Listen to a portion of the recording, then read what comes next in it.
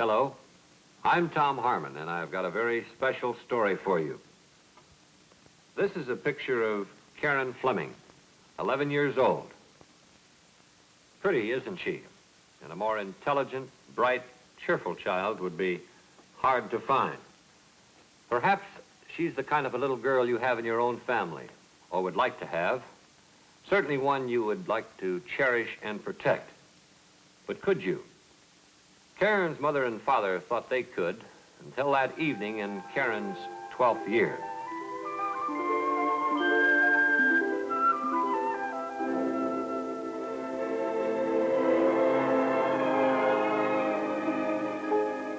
Ben, Karen isn't home yet, and it's awfully late. Well, take it easy, Mary. She probably stayed after school for something. Oh, no, she wouldn't have stayed without phoning me. You know that. Besides, I called her teacher, and Miss Armstrong said that Karen had left at 3:30. Did you call Alice Kelly or Jane, what's her name? You know, that other little girl she usually walks home with. Yes. I phoned them both. And they didn't walk home with Karen today because they stayed after school to see a movie. Most of the children did. And Karen told them that she wanted to come home and help me with the baby. So, okay. Well, maybe she stayed after school, or she stopped off somewhere and then just forgot what time it was. Oh, Ben, you know Karen better than that. Now, she wouldn't miss dinner without letting me know. It's nearly 6:30. Now, where could she be? Oh, Mary, now take it easy. Well, she must be somewhere. Look, you get on the phone again. I'll go around and see the neighbors. Someone must have seen her. Ben, you don't think anything could have... I mean, you don't think we should call the police? No. There's lots of places we can look. Look, you get on the phone. I'll go see the neighbor.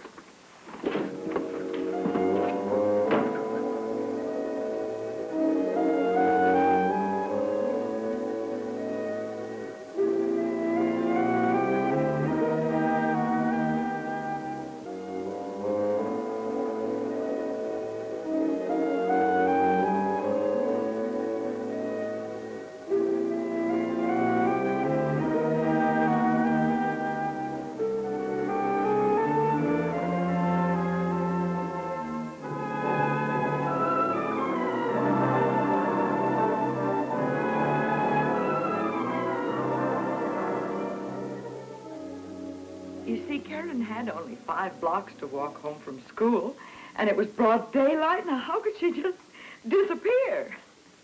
Mrs. Fleming, has Karen ever threatened to run away from home? Have you had any problems with her? Oh, no. Mr. Taylor, I guess you run into a lot of wild kids, but Karen isn't like that. She'd much rather stay around the house with her brothers and sisters than be any place. I see. Is there any place she might have stopped on the way home from school, like a malt shop or a candy store of some kind? Oh, there's a Baker's Variety Store. That's only 2 blocks from the school. All the children stop in there. Yes, we know Baker's. Oh, where could she be? Where could she be? Mrs. Fleming, do you have a picture, a recent one of Karen that we might be able to have?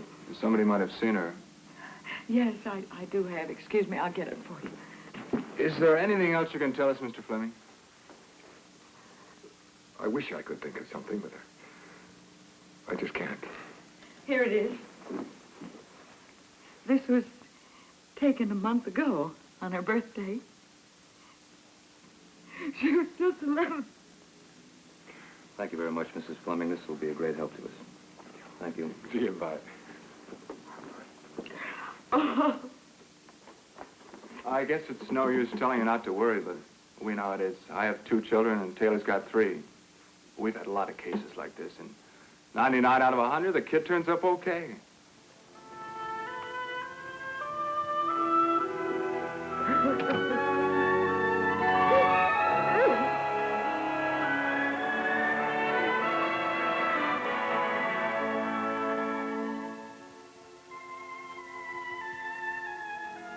Hello, Baker. Well, what can I do for you boys? Want some more sample magazines? Did you see this little girl in here this afternoon? Why? Because I asked you, that's why. Okay, okay. Why didn't you ask me if I know her?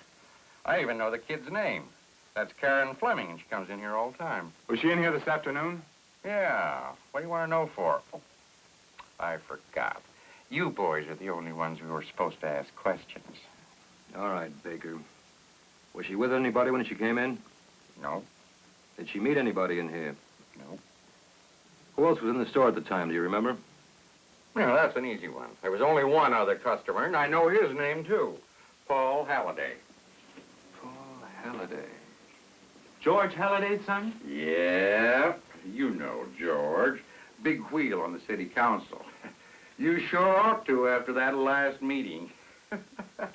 Say, was that the third or the fourth time you boys tried to get your obscene literature ordinance passed? You can be sure of one thing, it won't be the last try. Oh, come on now, just because you guys are against sex. All right, Baker, let's get back to Paul Halliday. Did he speak to Karen Fleming? He don't speak to girls anymore.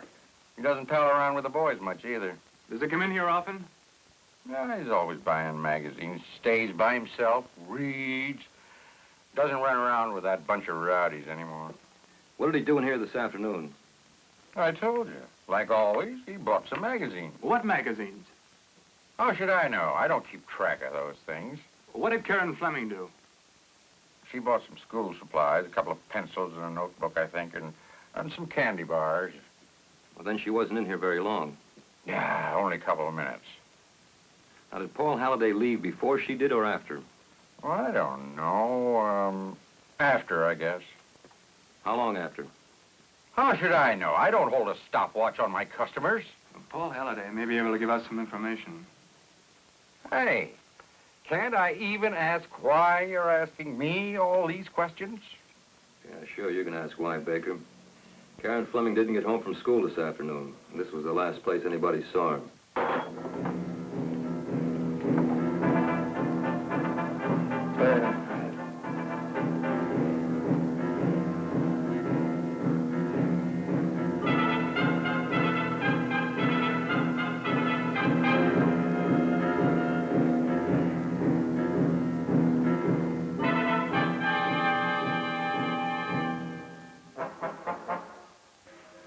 We're sorry to bother you, Mrs. Halliday, especially at this late hour, but this is just a routine check, and we thought your son Paul might be able to help us. Well, I'm terribly sorry the little girl is missing, but I'm sure Paul doesn't know anything about it. Well, we'd still like to talk to him. Well, if you insist, but I think it will be a waste of time. Something tells me we're going to see Halliday Sr. Oh, well, maybe he's recovered from that last council meeting. I doubt it. We bucked him, and he's not going to let us forget it. What did we do that was so terrible? We only asked for a city ordinance to help clean up some of the smut that Baker and those other guys are peddling to the kids. Yeah, I know, but according to Halliday, we attacked the free enterprise system. We tried to legislate morals, interfere with business, and destroy the freedom of the press. We couldn't get it through his head that this is no Skid Row operation anymore. These kids can pick up these girly magazines and sex-violent stuff all over town. Now any kid with a quarter and a 4-cent stamp can even order them through the mail. Hello, Mr. Halliday. Taylor, Harris. My wife tells me you want to talk to my son, Paul. Well, he wouldn't know anything about some girl not coming home from school. Well, it's very possible, but Paul was one of the last people to see the little girl, and we just wanted to ask him a few routine questions. It's the kind of check we always make in these cases. It'll just take a couple of minutes. At this hour of the night, well, I suppose you have to go through the motions. Marion, have Paul come in here, please. Well, if you say so, George. What's the name of this girl? Fleming. Karen Fleming. Fleming, that name sounds familiar. What business is her father in? He's a truck loader. Oh, well, I wouldn't know him. Well, they're very nice people. Well, it's too bad they can't keep track of their children. I take care of my son. Why can't other people do the same for theirs? Now, you should be doing something about the criminal element that's taken over the city, instead of running after stray children or trying to turn this into a 9 o'clock town. But of course, I suppose it's a lot easier to prosecute a small businessman like Mr. Baker. Oh, this is my son. Paul, I suppose your mother told you what these men want. Yes, but I don't know anything about any little girl. Paul, when you were in Baker's store this afternoon, did you see this little girl? I don't remember. When Paul's head's buried in a book, he would notice if the roof fell in. Mr. Baker told us that you were the only two customers in the store at the time. Now, take a good look at her. Are you sure you didn't see her? Well, I do remember now. There was a girl in the store that looked something like that picture. You didn't know Karen Fleming personally? I never heard of her. He has other things on his mind besides girls. You didn't talk to her, did you? What would I talk to her for? Did you notice anyone outside the store or on the street nearby when you left? I didn't see anyone. You didn't see any strangers around? No, I didn't see anyone. I just got in the car and drove home. We had dinner at 7, and Paul was here for dinner. I see. What did you do until dinner time, Paul? I was in my den. Well, that's what Paul calls it. It's really his recreation room. We had it built for him adjoining the garage. He keeps his own hi-fi out there and his projector and all of his other interests. He spends most of his time there after school. Is there anything else you can tell us? Anything at all? Well, I don't know anything. I told them that when they came in here. So did I. Well, thank you very much. You've been very helpful. It's quite all right. It's too bad you had to waste all this time. Well, if we can get that little girl home safely, I don't think our time will be wasted. Good night. Good night.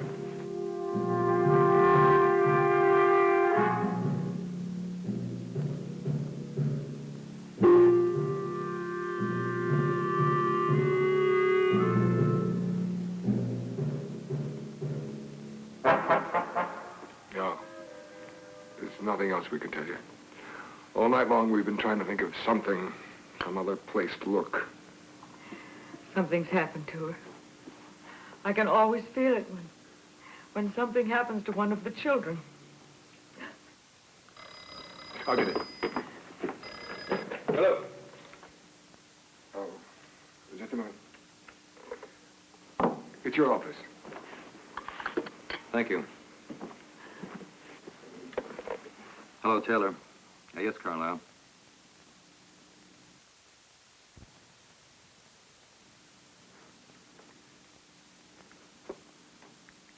All right. We'll be out there in a few minutes. They found something? She's dead. Dead. Found her body in a ditch out at the city dump. Murdered? Sex fiend.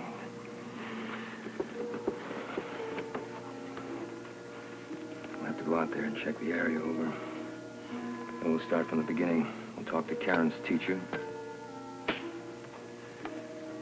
First, we've got to go in there and tell them. We've got to, Bob.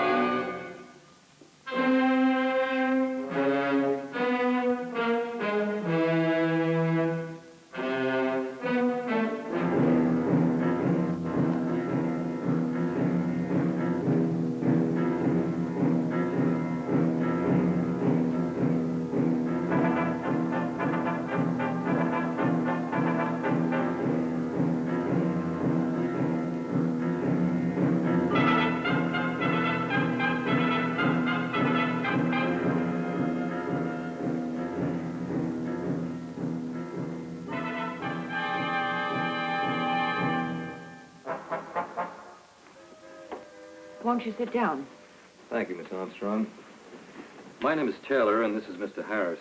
We'd like to ask you a few questions about one of your students, Karen Fleming. Oh, well, isn't she home yet? No, she isn't. Oh, that's terrible. Her poor mother must be worried out of her mind. I know I couldn't sleep last night just thinking about it. And this morning, I came across something that really made me feel bad. Oh, what was that?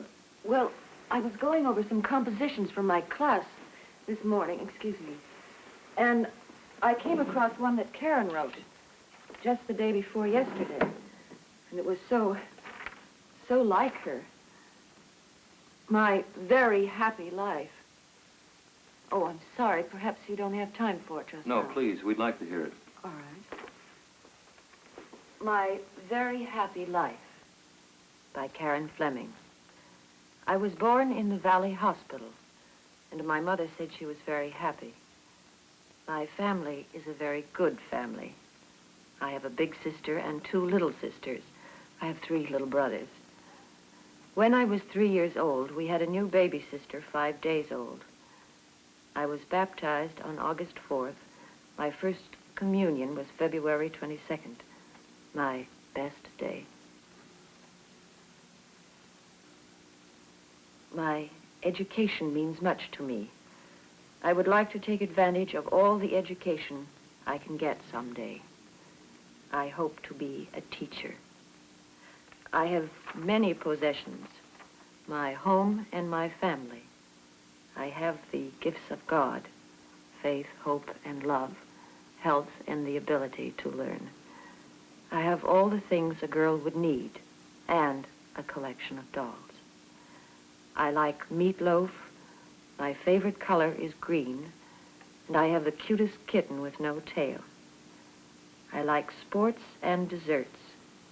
I am looking forward to a very good future. I do hope you find her soon. We already have.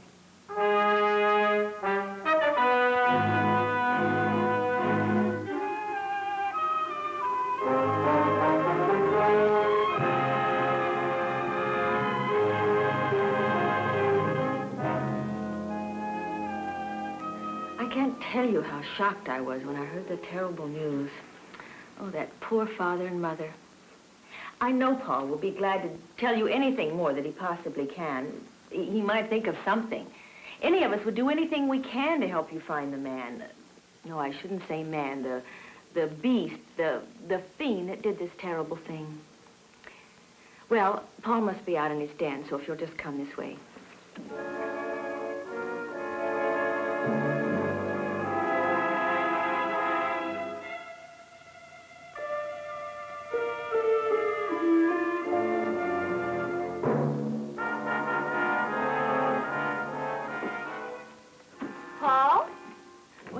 Stepped out, but I'm sure he'll be back in just a few minutes. Oh, we'll wait. Oh, this place is a mess. Oh, I haven't been out here in ages, but I had no idea it was like this. Paul used to be so neat and orderly.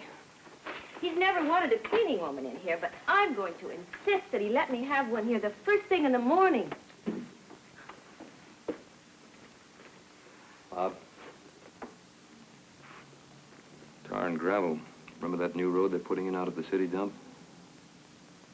Oh, this place is a mess. Paul's good school shoes. I don't know what's got into him. May I see those? Did Paul wear these to school yesterday?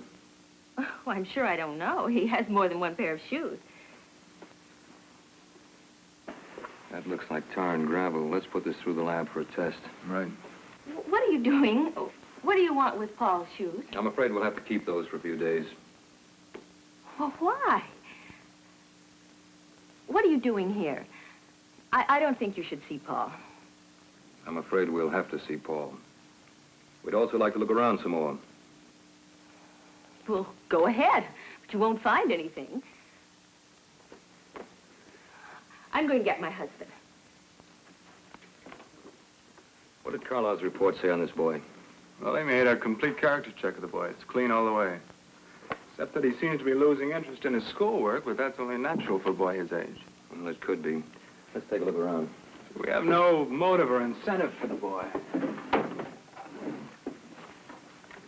Hey, look at this. Scorching sex stories. Shows all, tells all. A night of horrors. Home of the stripper. There's some paperbacks. Look at that. Film, too? And slides. Evidently, this kid has been ordering through the mails, too, for magazine ads.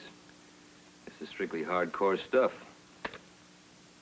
What's going on here? I think you'll be interested in seeing these, Mr. Halliday. And there's more. Paperbacks, film, slides. Where did this come from? From Paul's dresser. Oh, they couldn't have. Oh, these are horrible. Well, Paul would never read anything like this. This couldn't be Paul's. This is the kind of stuff you find along Skid Row. Now you can buy them at your neighborhood store. Where is Paul? Well, he went out. He'll be back in a minute. Well, these could never belong to Paul. He's keeping them for somebody. That's all. There's some other boys.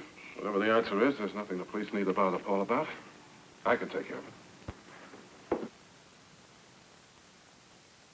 Oh, Paul, these don't belong to you. Paul, what are you doing with these? I can't believe it. Oh, there must be some mistake. There must be. Mrs. Halliday, would you mind waiting for us up at the house? Why?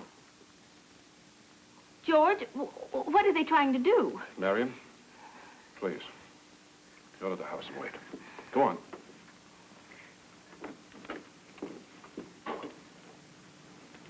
Son, how could you do this? Can I go now? Paul, I'm going to ask you some questions, and I want some straight answers. Did you drive straight home from Baker's store yesterday afternoon? Yes. I told you I did. Then you didn't stop anywhere. No. I'd like to look at your car, Paul. Why? What do you want to look at his car for?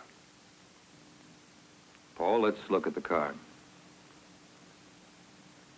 Are you afraid we might find tar in the tires? The only road they're working on with tar and gravel is by the city dump. Oh, yes. I did drive by there. You just drove by? Yes. You didn't stop and get out? You didn't get out of your car and walk on that road? No. No. Then how do you account for the tar and gravel on these shoes, Paul? These are your shoes, aren't they? I didn't mean to do it. I didn't mean to.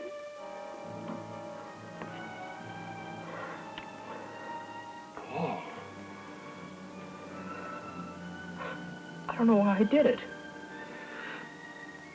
I don't know why. I think we do, Paul.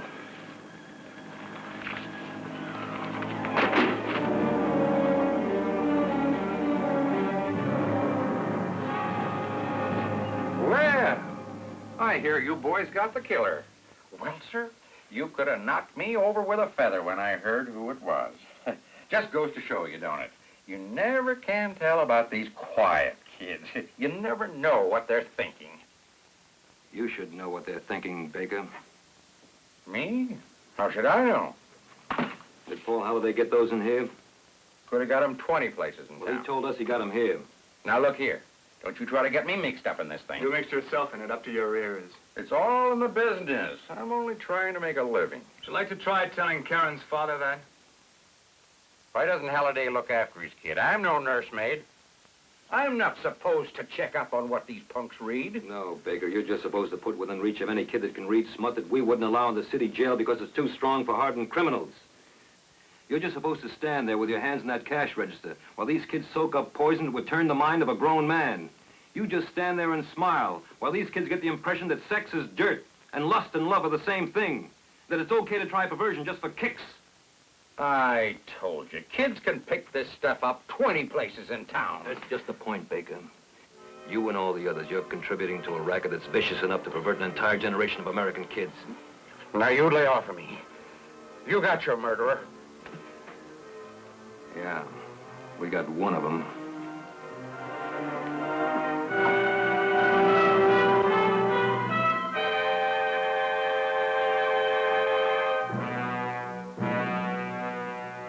That boy in the store and thousands like him could become the same kind of a criminal as the murderer of Karen Fleming. Karen Fleming's last name is fictitious, but there was a real Karen. When she was only 11, she was raped and murdered by a sex-mad youth. She actually wrote that composition you heard. You remember when she said, "I'm looking forward to a good future, but it will never come." Sex mania, the kind that feeds on printed filth, spoiled all that. This same tragedy could happen to another little girl, perhaps your little girl. Statistics show that sex crimes have increased in the same ratio as the obscene publication racket. J. Edgar Hoover has said, "Sex-mad magazines are creating criminals faster than we can build jails to house them." 75 to 90% of obscene material ends up in the hands of children. But this vicious billion-dollar-a-year racket can be stopped. Some cities have already begun to stem this tide of filth. If you would like to know how you can do the same thing in your community, write to the Hour of St. Francis, 12th and Los Angeles Street, Los Angeles 15,